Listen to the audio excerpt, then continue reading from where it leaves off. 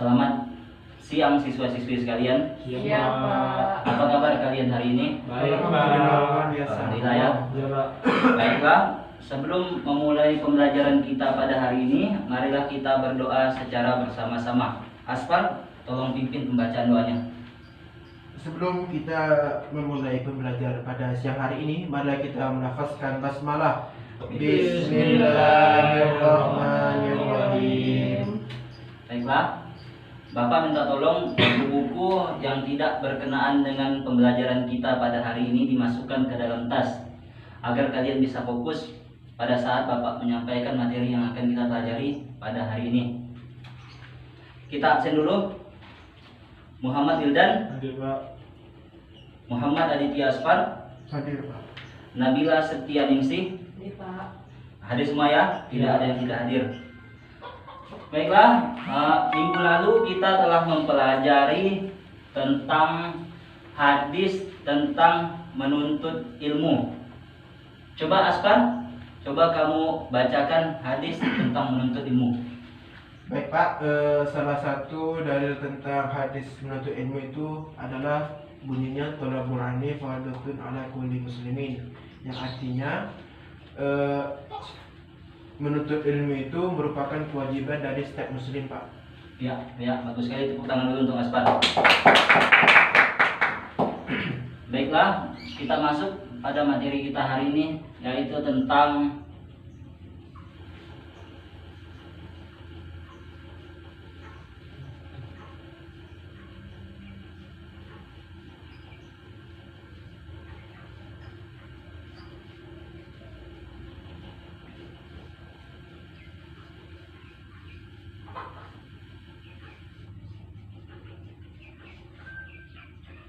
keutamaan mencintai anak yatim. Adapun tujuan pembelajaran kita pada hari ini ialah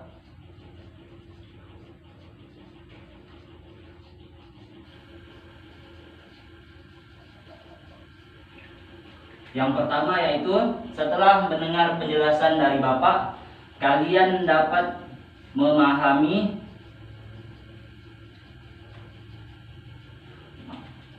isi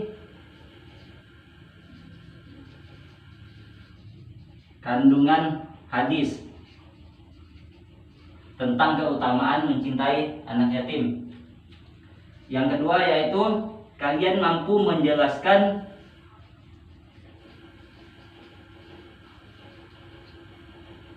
keutamaan mencintai anak yatim tersebut.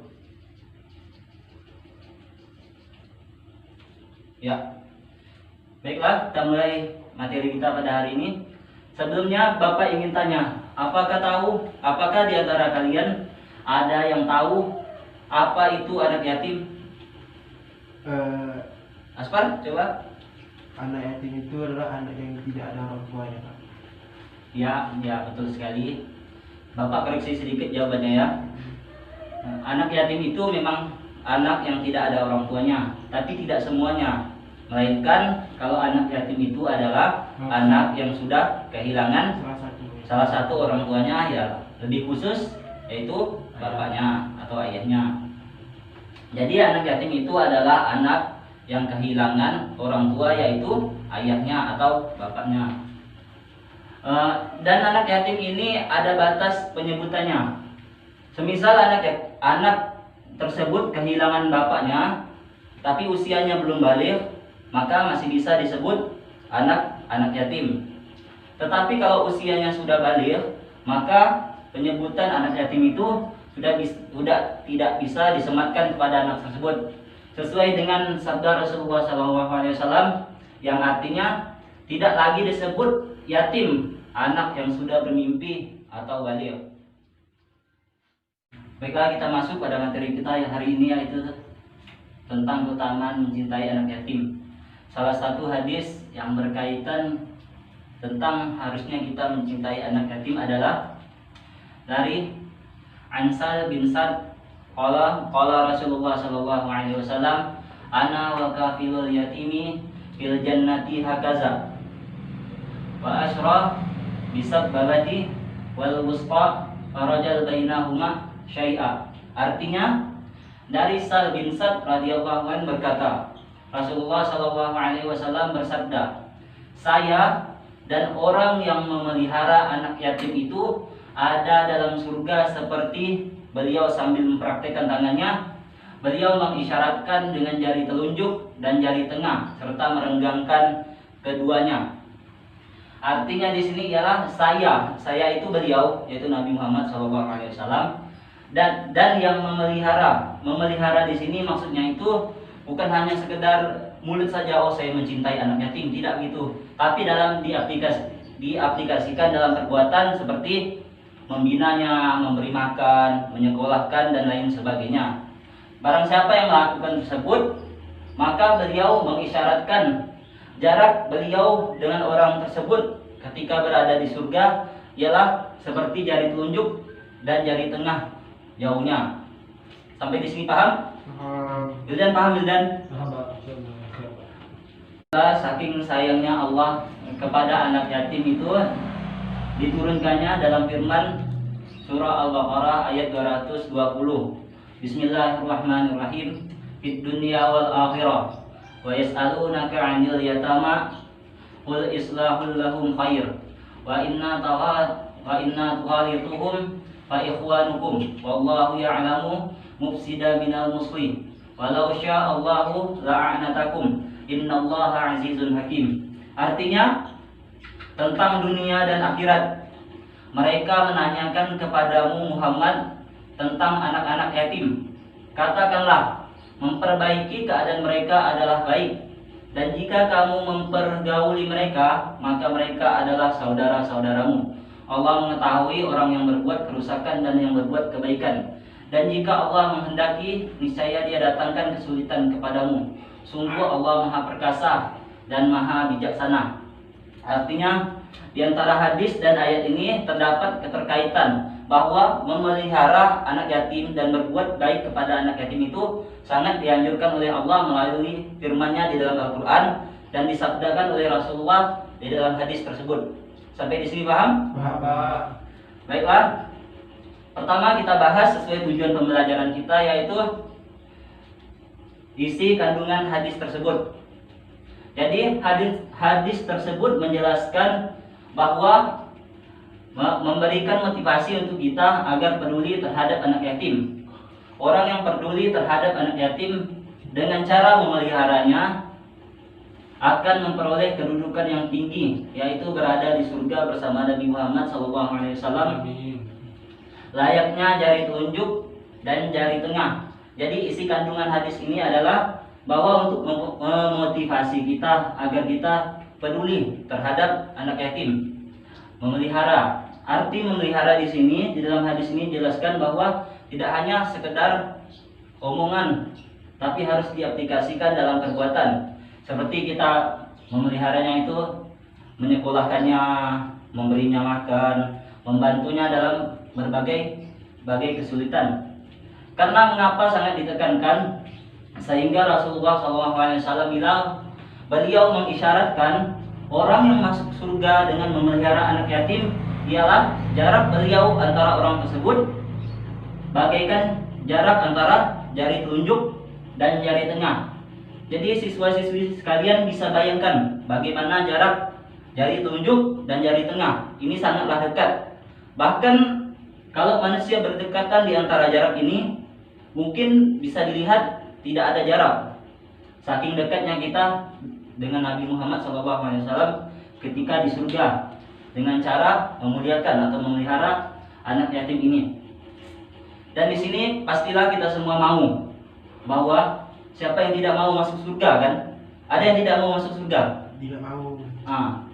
Jadi oleh karena itu siswa-siswi sekalian,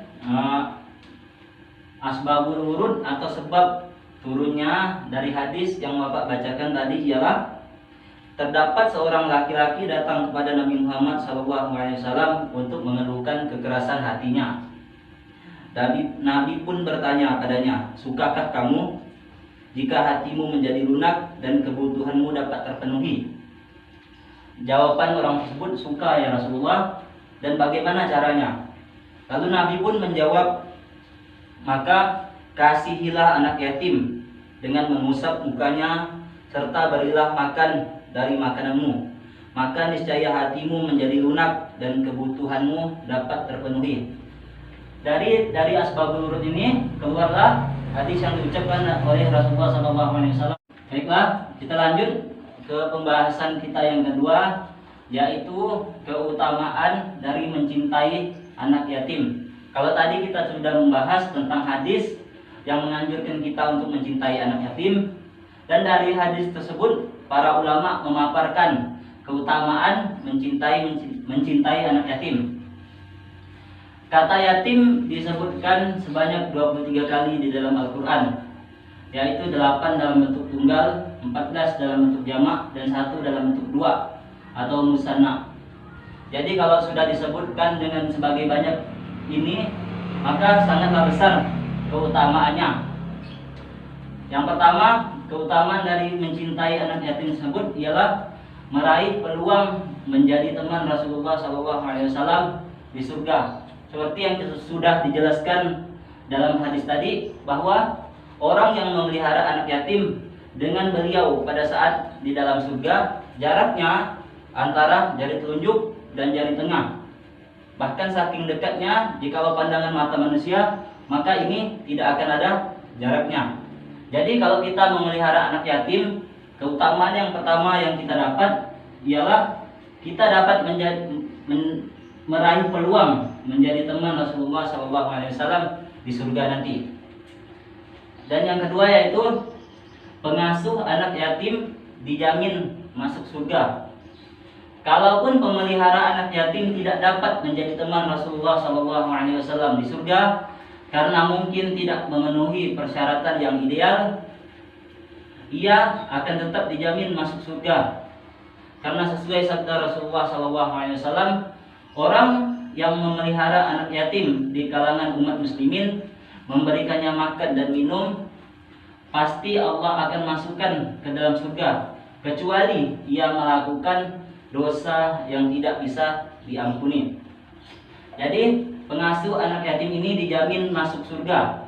Kalaupun pemelihara anak yatim tidak dapat menjadi teman Rasulullah, artinya tidak memenuhi syarat. Syarat masuk surga itu kan banyak. Syarat masuk surganya saja sudah banyak, apalagi syarat untuk berteman dengan Rasulullah SAW di surga. Pastilah semakin banyak syarat tersebut. Dan tidak akan semua orang mampu untuk mencapai persyaratan tersebut. Namun, walaupun tidak dapat menjadi teman Rasulullah SAW di surga, pemelihara anak yatim ini pasti dijamin masuk surga oleh Allah Subhanahu wa Ta'ala. Karena sesuai dengan hadis yang telah Bapak bacakan tadi.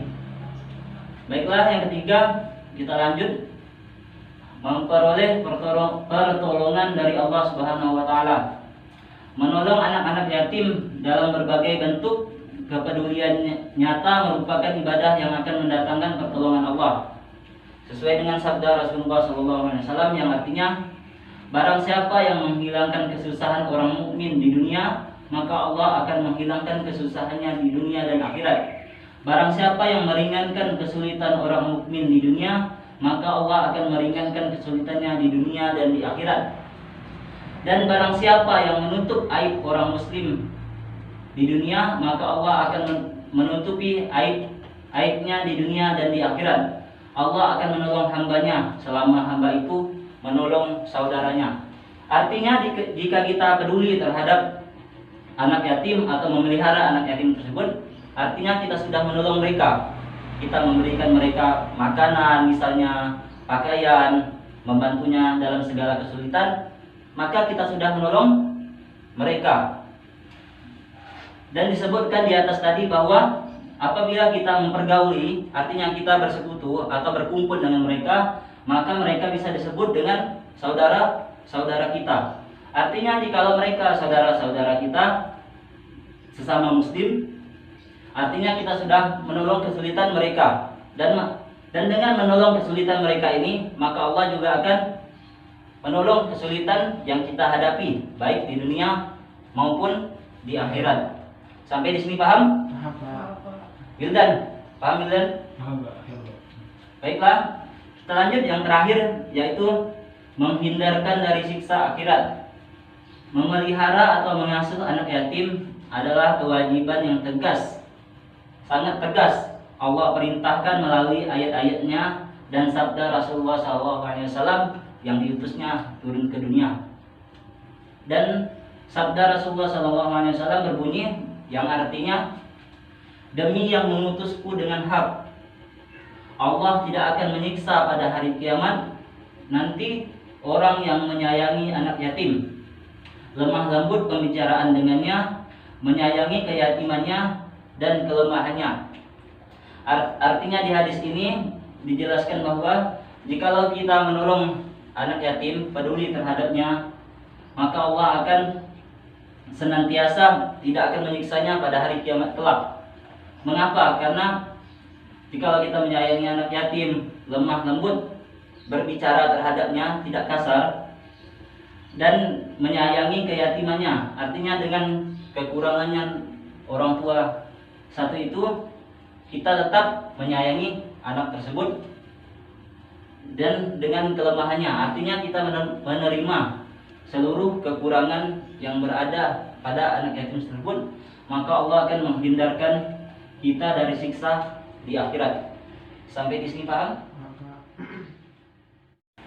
Baiklah, Bapak sudah menjelaskan tadi bagaimana hadis dan ayat-ayat yang berkaitan tentang keutamaan mencintai anak yatim. Sampai di sini paham semuanya? Baiklah, ada yang ingin bertanya? Saya Pak. Ya, silakan Aspan. Yang ingin saya tanyakan itu, saya masih belum paham tentang keutamaan mencintai anak yatim Pak di poin yang kedua, yaitu pengasuh anak yatim dijamin masuk surga. Itu maksudnya gimana Pak? Oh, baiklah. Jadi siswa-siswi sekalian, salah satu kawan kalian bertanya terhadap poin yang kedua tentang keutamaan mencintai anak yatim. Poin yang kedua ini bercerita bahwa pengasuh anak yatim dijamin masuk surga. Yang artinya pengasuh anak yatim di sini dijamin masuk surga adalah karena dia Lanjut jawab. apa ini? Mana penjelasannya tadi ini? Oke, sip. Lanjut ini, terakhir. Masih potong Pak. Baiklah, arti dari pengasuh anak yatim dijamin masuk surga di sini adalah, hal ini diambil karena Rasulullah SAW mengeluarkan sabdanya bahwa orang yang memelihara anak yatim di kalangan umat muslim, memberikannya makan dan minum, pasti Allah masukkan ke dalam surga. Pasti Allah masukkan ke dalam surga, kecuali melakukan dosa yang tidak bisa diampuni. Artinya pengasuh anak yatim dijamin masuk surga itu adalah jaminan dari Allah langsung melalui sabda Nabi Muhammad SAW, bahwa apabila orang tersebut memelihara anak yatim, memberikannya makan, minum, serta dan lain sebagainya, maka Allah akan pastikan orang yang memelihara anak yatim tersebut masuk surga. Dan kalaupun tidak masuk surga, maka dia melakukan dosa yang tidak bisa diampuni, yaitu dosa syirik. Sampai di sini paham Ustaz? Paham. Baiklah, setelah Bapak menjelaskan materi tentang keutamaan mencintai anak yatim tadi, marilah kita simpulkan secara bersama-sama materi yang telah kita pelajari tadi. Aspar, tolong kamu simpulkan materi yang kita telah pelajari tadi. Dan yang lain tolong dengarkan baik-baik, Aspar menyimpulkan. Baiklah Pak, saya akan menyimpulkan pembelajaran kita pada siang hari ini. Yang pertama itu isi kandungan hadis yang sudah Bapak jelaskan tadi, yang mana isi kandungannya tersebut adalah hadis tersebut menjelaskan bahwa memberikan motivasi untuk kita agar peduli terhadap anak yatim. Orang yang peduli terhadap anak yatim dengan cara memeliharanya akan memperoleh kedudukan yang tinggi, yaitu berada di surga bersama Nabi Muhammad SAW. Dan layaknya jarak antara kita sebagai memelihara anak yatim dengan Rasulullah itu ibaratkan jari telunjuk dengan jari tengah Pak. Ya. Terus yang kedua ada keutamaan mencintai anak yatim. Yang tadi Bapak jelaskan ada 4 poin. Yang pertama, meraih peluang menjadi teman Rasulullah di surga. Poin yang kedua, yaitu pengasuh anak yatim dijamin pasti masuk surga. Dan yang ketiga, memperoleh pertolongan dari Allah Subhanahu wa taala. Dan yang terakhir, dapat menghindarkan dari siksa akhirat, Pak. Itu yang dapat saya simpulkan tentang materi hari ini, Pak. Ya, baiklah, bagus sekali Aspar. Tepuk tangan dulu untuk Aspar. Berarti Aspar mempelajari atau memperhatikan Bapak menjelaskan ya. Baiklah. Selanjutnya untuk mengetahui kemampuan kalian terhadap materi yang tadi Bapak telah jelaskan, Bapak akan memberikan kalian sebuah tes. Sebelum itu Bapak minta tolong kalian tutup buku-buku kalian, buku-buku catatan kalian yang telah kalian catat materi tadi. Pak. Sudah, Pak. Baiklah. Coba Aspar, tolong kamu jelaskan isi kandungan hadis yang telah Bapak jelaskan tadi. Isi kandungannya itu ialah hadis tersebut menjelaskan bahwa memberikan motivasi untuk kita agar mau peduli terhadap anak yatim. Orang yang peduli terhadap anak yatim, yaitu dengan cara memeliharanya, akan memperoleh kedudukan yang tinggi, Pak, yaitu berada di surga bersama Nabi Muhammad SAW. Ayatnya jari telunjuk dan jari tengah, Pak. Ya, bagus sekali. Tepuk tangan dulu untuk Aspar. Baiklah, selanjutnya Wildan, coba kamu sebutkan 2 poin yang berkaitan dengan keutamaan mencintai anak yatim. Baik, Pak. Yang pertama itu, Pak, meraih peluang menjadi teman Rasulullah di surga kelak. Artinya orang yang melihara anak yatim itu, Pak, akan masuk surga. Ya. Karena dia akan berdekatan dengan Rasulullah SAW, seperti dekatnya antara jari telunjuk dengan jari tengah. Ya. Yang kedua itu pengasuh anak yatim itu jadi masuk surga, Pak. Kalaupun pemelihara anak yatim itu tidak dapat menjadi teman Rasulullah di surga karena mungkin tidak memenuhi persyaratan, ia akan tetap tidak masuk surga, Pak. Karena dalam hadis itu ada Rasulullah bersabda, orang yang memelihara anak yatim di kalangan umat muslimin, memberikannya makanan minum, pasti Allah akan memasukkan ke dalam surga, kecuali ia melakukan dosa yang tidak bisa diampuni. Hadis riwayat Tirmidzi dan Ibnu Abbas, dari Ibnu Abbas, Pak. Ya, bagus sekali Wildan. Tepuk tangan dulu untuk Wildan. Coba selanjutnya Nabila, coba kamu jelaskan poin ketiga dan keempat tentang keutamaan mencintai anak yatim. Poin ketiga itu, Pak, memperoleh pertolongan dari Allah Subhanahu wa taala.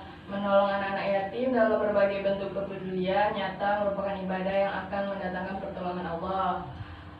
Rasulullah bersabda, barang siapa yang menghilangkan kesusahan orang mukmin di dunia, maka Allah akan menghilangkan kesusahannya di dunia dan akhirat. Barang siapa yang meringankan kesulitan orang mukmin di dunia, maka Allah akan meringankan kesulitannya di dunia dan akhirat. Dan barang siapa yang menutup aib orang muslim, maka Allah akan menutupi aibnya di akhirat. Allah akan menolong hambanya selama hamba itu menolong saudaranya. Hadis riwayat Muslim dan Asy-Syabu Sunnah dari Abu Hurairah. Terus yang keempat itu, Pak, menghindari dari siksa akhirat. Memelihara atau mengasuh anak yatim adalah kewajiban yang tegas-tegas Allah perintahkan melalui ayatnya dan sabda Rasulnya. Rasulullah SAW bersabda, demi yang mengutusku dengan hak, Allah tidak akan menyiksa pada hari kiamat nanti orang yang menyayangi anak yatim, lemah lembut pembicaraannya dengannya, menyayangi keyatiman dan kelemahannya. Hadis riwayat Tabrani dari Abu Hurairah. Ya, bagus sekali. Tepuk tangan dulu untuk Nabila. Baiklah, Bapak rasa materi tentang keutamaan mencintai anak yatim cukup sampai di sini. Minggu depan kita akan mempelajari materi tentang hadis tolong menolong sesama umat muslim. Bapak minta tolong kalian baca-baca hadis-hadis yang berkaitan tentang kewajiban kita menolong sesama saudara muslim.